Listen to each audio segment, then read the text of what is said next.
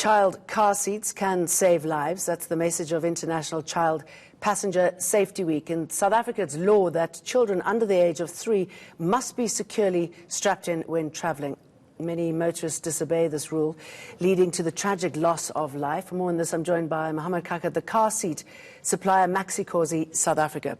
Thank you very much for coming in. Good morning, Jane. Thank you. I was talking to Michael Sun, the MMC for Public Safety, a little bit earlier on, and he was telling me just this morning on the Soweto Highway that a bus full of children, 11 of them, between the age of 14, have been involved in a horrific crash. And this is where the car safety belt really comes in, isn't it? I mean, it's just something that could be prevented. Most definitely. And I think culturally what we've done is we've not advocated enough responsibility and accountability to looking after the kids that are actually traveling around in vehicles. As parents, caregivers and as drivers, there's not been enough being done for people to turn around and actually realize that the child's not going to survive a collision or is going to be seriously injured in a collision. How come parents don't know this? I mean, why is that information not given out? I mean, I know when I gave birth that I was told that I would be breaking the law if I didn't strap them in the back of the car. No, most definitely. So I think legislation basically covers up until 3 years old. A lot's not being implemented in terms of giving penalties towards people that are not abiding to the law, firstly.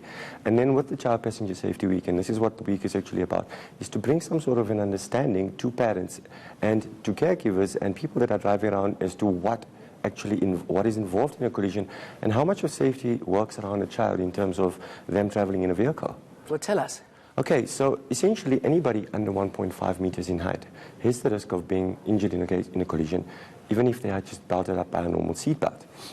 So effectively cars or car manufacturers cater only for passengers above 1.5 meters in height. How does that effectively work is that your seatbelt cuts across your neck and over your hip area. Now, if you're under 1.5 meters, that effectively cuts over your face area or over your abdomen area. So hence, anybody under 1.5 meters in height needs some sort of a child restraint. With that, you find that there are 3 different groupings of child restraints. So essentially, up until about 15 months, you have a specific child restraint that caters for children's heads that are heavier than the rest of the body. So you'll often see kids under 15 months traveling in a rearward-facing direction in a vehicle, purely so that they're not subject to whiplash in the case of a collision. You would then have a kid traveling between 1 and 4 years old who has a 5-point safety harness, and finally a child between 4 and close to about 9 years old that will be traveling in some sort of a booster. Right, okay. So ideally your child restraint needs to be you need a child restraint for any child under 1.5 meters in height. And I believe things like, not wearing a thick coat or any of that sort of thing, which might get in the way of strapping it correctly. Correct, 100%. So your first part is getting the grouping correctly, making sure you've got the right child for that. Then secondly comes the actual internal harnesses, or how we actually use the car chair per se. So when we're using the car chair, we need to ensure that we're using it according to the manufacturer's guidelines. Having a coat may affect the harnessing system. In severe braking, those harnesses may actually come off. Bearing in mind that a child restraint is an add-on to a car, and it's an add-on to a seatbelt, so it has its own functioning mechanisms too. And I suppose when they buy these chairs, I believe you shouldn't buy second-hand ones either because you can't really test them. They should be shown because it's quite a complicated process. Yes. Sometimes what tends to happen is that, or effectively what happens is if a car chair is involved in a collision, it can no longer be used again.